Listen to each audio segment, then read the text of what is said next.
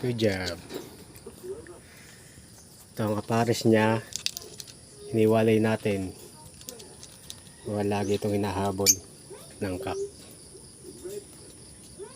So ibang itlog nito, ilipat natin dito sa ARBS 2. May pisa na rin isa. Para makaya ng hen na 4 na itlog pakainin